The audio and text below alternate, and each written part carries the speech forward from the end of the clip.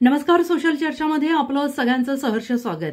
राज्यातील सर्वाधिक चर्चेत असलेला लोकसभा मतदारसंघांपैकी एक म्हणजे रत्नागिरी सिंधुदुर्ग लोकसभा मतदारसंघ. या लोकसभा मतदारसंघातील निवडणुकीकडे संपूर्ण राज्याचं लक्ष लागून राहिलेलं आहे.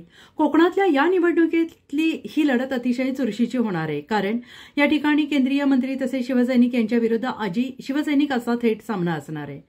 महायुतीमधील जागावाटपाचा तिढा सोडवत भाजपनं रत्नागिरी सिंधुदुर्ग लोकसभा मतदारसंघात केंद्रीय मंत्री नारायण राणे यांना उमेदवारी जाहीर केली, तर दुसरीकडे महाविकास आघाडीकडून ठाकरेंच्या शिवसेनेचे उमेदवार विनायक राऊत यांना रिंगणात उतरवले. अगदी शेवटच्या क्षणापर्यंत ही लढत उत्सुकतेची ठरणार आहे. त्यामुळे या निवडणुकीत विनायक राऊत यांची हॅट्रिक होणार की सलग 2 निवडणुकांमध्ये मुलाच्या पराभवाचा वचपा नारायण राणे काढणार, हेच आपण या व्हिडिओच्या माध्यमातून जाणून घेणार आहोत. तत्पूर्वी आमचे नवनवीन व्हिडिओ आपल्यापर्यंत पोहोचण्यासाठी आमच्या चॅनेलला सबस्क्राईब करा. नारायण राणे आणि उद्धव ठाकरे यांच्यातील वैर हे जगजाहीर आहे. त्यामुळे या लढतीकडे सगळ्यांच्याच नजरा असणार आहेत. एवढंच नाही तर 2014 आणि 2019च्या लोकसभा निवडणुकांमध्ये विनायक राऊत यांनी नारायण राणे यांचे ज्येष्ठ पुत्र निलेश राणे यांचा दारुण पराभव केला. त्यामुळे आता नारायण राणे हे मुलाच्या पराभवाचा वचपा काढणार की 2 वेळा निलेश राणेंचा दारुण पराभव करणारे विनायक राऊत हे आता नारायण राणेंचाही पराभव करून विजयाची हॅट्रिक साधणार का, तर याची उत्सुकता राजकीय वर्तुळाला लागलेली आहे. मतदारसंघातील पक्षीय बलाबल.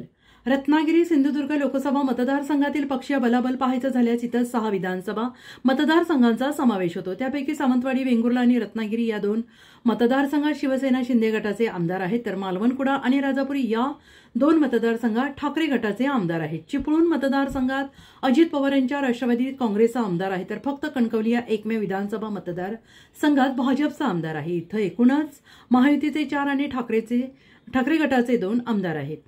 सिंधुदुर्गातील बऱ्याच स्थानिक स्वराज्य संस्थांवर नारायण राणेंचं वर्चस्व आहे, तर या मतदारसंघात रत्नागिरीचा जो भाग येतो तिथं उदय सामंत यांचं वर्चस्व आहे. त्यामुळे सध्या कागदावर तरी नारायण राणे यांची ताकद विनायक राऊत यांच्यापेक्षा अधिक आहे. तरीही सिंधुदुर्ग आणि रत्नागिरीत स्थानिक पातळीवर ठाकरे गटाची ताकद बऱ्यापैकी आहे. शिवसेनेत पडलेल्या फुटीनंतर त्यात फार मोठा फरक पडलेला नाही. मात्र महाविकास आघाडीतील काँग्रेस आणि राष्ट्रवादी यांची ताकद मात्र या मतदारसंघात नसल्यातच जमा आहे. त्यामुळे यंदाची रत्नागिरी सिंधुदुर्गमधील लढत राणे विरुद्ध ठाकरे गट यांच्या चुरशीची होणार आहे. काही वर्षांमध्ये सिंधुदुर्गमध्ये वाढलेली ताकद, शिवसेनेत पडलेली फूट, तसेच सिंधुदुर्गातली स्थानिक स्वराज्य संस्था आणि सहकारी संस्थांमध्ये असलेलं वर्चस्व या नारायण राणेंच्या जमेच्या बाजू या निवडणुकीत फायद्याच्या ठरणार आहे. तसेच केंद्रातील मोदी सरकार आणि नरेंद्र मोदींची लोकप्रियता यांचा फायदा नारायण राणे यांना होण्याची शक्यता देखील आहे. सावंतवाडी आणि कणकवली या मतदारसंघात सध्या राणे आणि भाजपा यांच्या हे दोघेही बऱ्यापैकी प्रबळ आहेत. त्यात मंत्री केसरकरांची साथ मिळाल्यानं त्यांची ताकद आणखीन वाढणार आहे. तर कुडाळमध्ये मात्र ठाकरे गटाचे आमदार वैभव नाईक यांच्या नेतृत्वात ठाकरे गट राणेंना कडवी टक्कर देऊ शकतो. रत्नागिरी आणि चिपळूणमध्ये येथील आमदार उदय सामंत आणि शेखर निकम हे कितपत मदत करतात यावर राणेंच्या विजयाचं गणित अवलंबून असणार आहे. त्यात मंत्री उदय सामंत यांचे भाऊ किरण सामंत यांनी लोकसभा निवडणुकीची तयारी केली होती, पण त्यांना उमेदवारीवरचा दावा सोडावा लागल्यानंतर सामंत बंधू हे राणेंना मदत करतील का हे देखील पाहावं लागणार आहे.